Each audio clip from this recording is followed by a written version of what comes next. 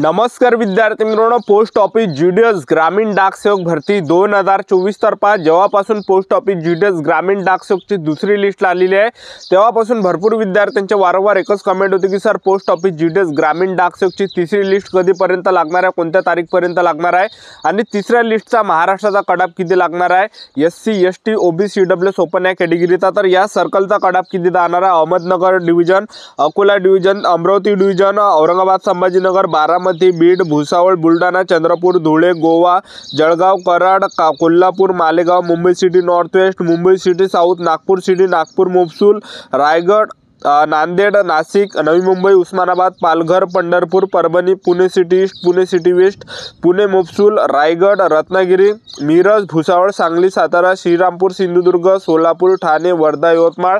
तर या सर्व डिव्हिजनचा कडाप किती लागणार आहे आणि सेफ झोन काय असणार आहे, SC ST OBC EWS open आणि पीडब्ल्यूडी या कॅटेगरीसाठी। ठीक आहे, तर कडाप कितीपर्यंत जाणार आहे याबद्दलच तुम्हाला माहिती सांगणार आहे। तर आजचा व्हिडिओ खूप महत्त्वाचा होणार आहे, व्हिडिओ शेवटपर्यंत बघा आणि व्हिडिओला आताच लाईक करा।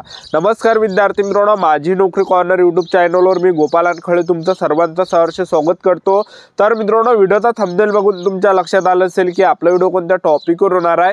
व्हिडिओ सुरू करण्याच्या आधी आपल्या यूट्यूब चॅनलला सबस्क्राइब करा, जेणेकरून प्रत्येक भरतीची अपडेट तुमच्यापर्यंत सर्वात आधी पोहोचेल आणि जास्त करून पोस्ट ऑफिस जीडीएस ग्रामीण डाक सेवक भरतीच्या रिलेटेड जास्त व्हिडिओ आपल्या चॅनलवर अपलोड करत असतो। तर पहा विद्यार्थी मित्रांनो, पोस्ट ऑफिस जीडीएस ग्रामीण डाक सेवकची तिसरी लिस्ट कधीपर्यंत येणार आहे, तर जवळपास या ठिकाणी जे आहे 7 ऑक्टोबर 2024 पर्यंत तिसरी लिस्ट येण्याची जी आहे दाट शक्यता आहे। तर तिसरी जी लिस्ट आहे पोस्ट ऑफिस जीडीएस ग्रामीण डाक सेवकची तर हे 7 ऑक्टोबर पर्यंत हे येणार आहे। ठीक आहे, तर ज्यांचं सुद्धा 1-2 मार्कानं दुसऱ्या लिस्टमध्ये सिलेक्शन झालं नसेल, 1-2 मार्कानं कटले असेल विद्यार्थी, तर त्यांचं सिलेक्शन हे तिसऱ्या लिस्टमध्ये या ठिकाणी लागणार आहे। ठीक आहे, आणि तुमचं जर ह्या तिसऱ्या लिस्टमध्ये जरी नाही लागलं तरी सुद्धा तुम्हाला घाबरायचं नाही विद्यार्थी मित्रांनो। त्याचबरोबर तुम्हाला टेन्शन वगैरे काही घ्यायचं नाही, तुम्हाला संयम ठेवायचा, कारण की पोस्ट ऑफिस जीडीएस ग्रामीण डाक सेवकची जी आहे जवळपास 7 ते 8 लिस्ट यावर्षी लागणार आहे, कारण की जागा सुद्धा भरपूर आहे यावर्षी। ठीक आहे, मागच्या वर्षी सुद्धा जवळपास 7 लिस्टा लागल्या होत्या। तर 31 डिसेंबर 2024 पर्यंत ही भरती चालणार आहे आणि 31 डिसेंबर 2024 पर्यंत 7 ते 8 लिस्टा या ठिकाणी लागणार आहे। ठीक आहे, तर 8 लिस्टा लागेपर्यंत 7 लिस्टा लागेपर्यंत तुम्हाला या ठिकाणी संयम ठेवायचा, तुम्हाला वाट पाहायची आहे। ठीक आहे, आणि ज्यांना सुद्धा 60%, 70%, 80%, 90% आहे, तर या गटातील जे विद्यार्थी आहे तर यांचं सुद्धा सिलेक्शन होणार आहे कोणकोणत्या डिव्हिजनमध्ये। ठीक आहे, मी तुम्हाला सर्व डिव्हिजनने सांगत आहे, ज्या ठिकाणी कमी अर्ज आले असेल तर त्या ठिकाणी कमी कडाप या ठिकाणी जाणार आहे। 60%, 70%, 80%, 90% वर सुद्धा मुलांचं या ठिकाणी सिलेक्शन होणार आहे, ज्या ठिकाणी कॉम्पिटिशन नसेल, ज्या ठिकाणी ज्या गावामध्ये अर्ज आले नसेल त्या ठिकाणी। ठीक आहे, तर तुम्हाला संयम ठेवायचा आणि चॅनल सबस्क्राईब करून ठेवा, वेळोवेळी अपडेट मी तुम्हाला देत राहणार आहे। ठीक आहे, तर चला मी तुम्हाला या ठिकाणी जे विद्यार्थी मित्रांनो तिसरी लिस्टचा कडाप किती जाणार आहे या सर्व डिव्हिजनचा याबद्दल माहिती सांगतो। तर पहा, अहमदनगर डिव्हिजन आहे, अकोला डिव्हिजन आहे आणि अमरावती डिव्हिजन आहे आणि औरंगाबाद संभाजीनगर डिव्हिजन आहे।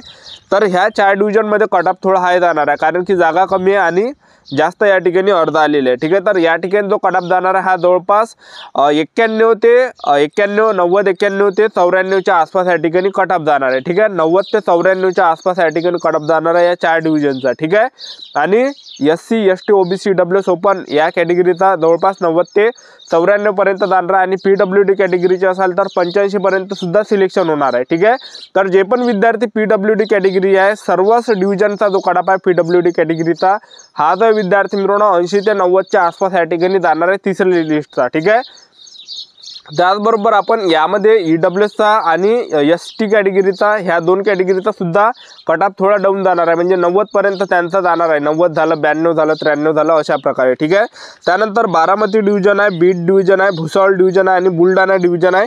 तर या 4 डिव्हिजनमध्ये तो कटाप जाणार आहे SC ST OBC EWS open कॅटेगरीचे जर तुम्ही असाल तर या ठिकाणी सुद्धा जवळपास 90 ते 93च्या आसपास या ठिकाणी कटाप जाणार आहे आणि एसटी आणि ईडब्ल्यूएसचा जवळपास 91-92 सुद्धा होऊन जाणार आहे। ठीक आहे, तर एवढा कडाप जाणार आहे। त्याचबरोबर आपण या ठिकाणी चंद्रपूर डिव्हिजन आहे, धुळे डिव्हिजन आहे आणि गोवा डिव्हिजन आहे। तर या 3 ठिकाणचा जो कडाप आहे हा सर्वात कमी जाणार आहे, म्हणजे पहा 88 ते 93-94च्या आसपास जाणार आहे। ज्यांना 88 मार्क असेल त्यांचं सुद्धा सिलेक्शन होऊ शकते एसटी कॅटेगरी आणि ईडब्ल्यूएस कॅटेगरीचे असाल 88 वर सुद्धा तुमचं सिलेक्शन होऊ शकते चंद्रपूर डिव्हिजन, गोवा डिव्हिजनला। ठीक आहे, तर एवढा कटाप या ठिकाणी कमी जाणार आहे आणि बाकीचे जे कॅटेगरी आहे UR category, OBC category, SC category ह्या एकदम हायेस्ट राहणार आहे या ठिकाणी, ठीक आहे।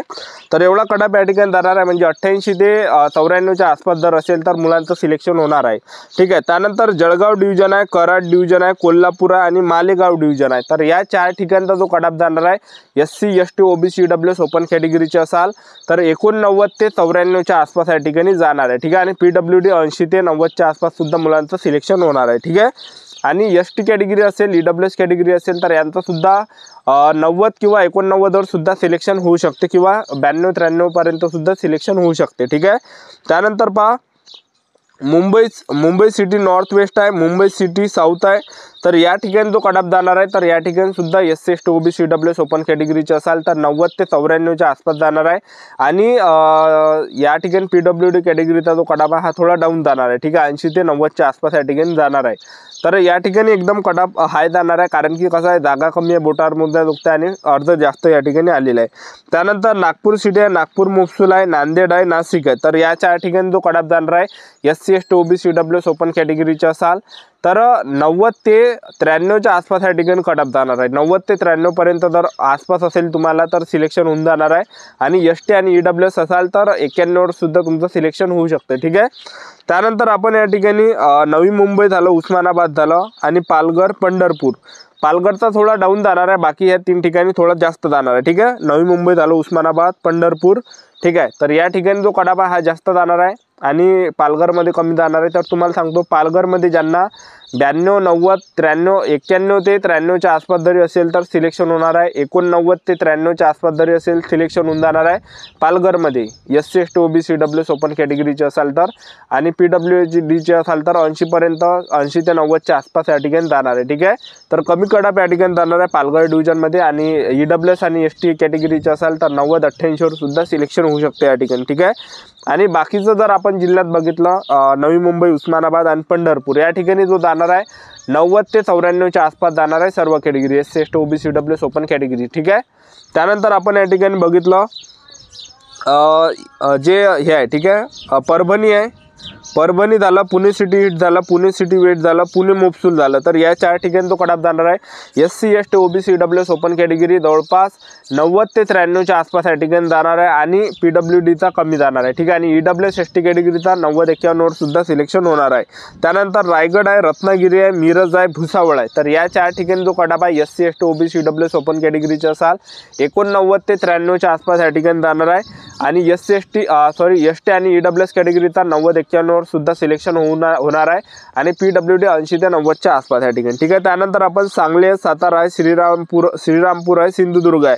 तर या 4 ठिकाणी जो कटाप जाणार आहे SC ST OBC EWS open कॅटेगरीचे असाल तर जवळपास 90 ते 94च्या आसपास या ठिकाणी जाणार आहे कटाप, 90 ते 94 पर्यंत। आणि ST आणि EWS कॅटेगरीचा 90-91 वर सुद्धा सिलेक्शन होऊ शकते, ठीक आहे। PWD 80 ते 90च्या आसपास या ठिकाणी, ठीक आहे।